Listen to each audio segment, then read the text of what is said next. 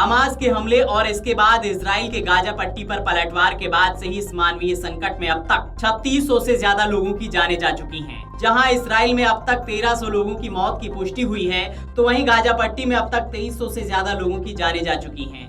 इस बीच संयुक्त राष्ट्र ने इजराइल की बमबारी पर चिंता जताते हुए कहा है कि गाजा पट्टी को और रसातल में धकेला जा रहा है। इस बीच इजराइल ने गाजा में रहने वालों को चेतावनी दी है कि वे 3 घंटे के अंदर उत्तर गाजा से दक्षिण गाजा की ओर पलायन कर जाएं। गौरतलब है कि इस्राइल काफी दिनों से गाजा में पैदल सेना को भेजने की योजना बना रहा है।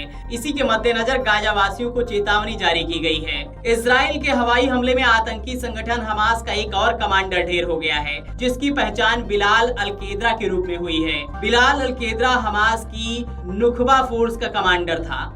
नुखबा फोर्स हमास की नौसेना के स्पेशल फोर्स की यूनिट है। इजराइल की वायुसेना ने एक बयान जारी कर बताया कि उन्हें खुफिया सूचना मिली थी कि बिलाल अल-केद्रा दक्षिणी गाजा पट्टी में खान यूनिस इलाके में मौजूद है।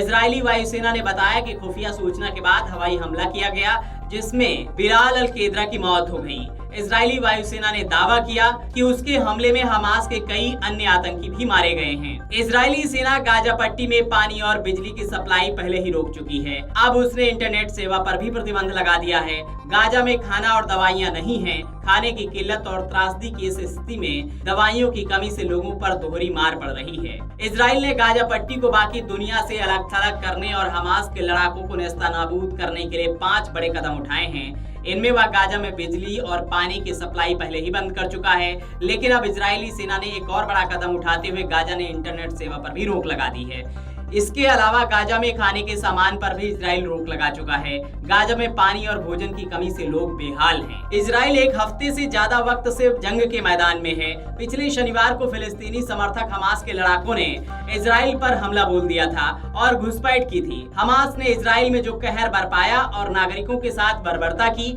वो दुनिया भर को चौंका रही है कि वो हमास को खत्म करेगा। इजराइल लगातार गाजा पट्टी पर हमला कर रहा है और हमास के लड़ाकों को मार रहा है, और अब इजराइल सैनिकों ने उत्तरी गाजा के लोगों को चेतावनी दी है कि वो जल्द दक्षिण गाजा की ओर पलायन कर जाएं, जिसके लिए इजराइल सेना ने लोगों को सिर्फ 3 घंटे का वक्त दिया है। उत्तरी गाजा में भारी तबाही के बीच दक्षिण गाजा की तरफ लोगों की भगदड़ मची है। Video desk अमरउजाला.com।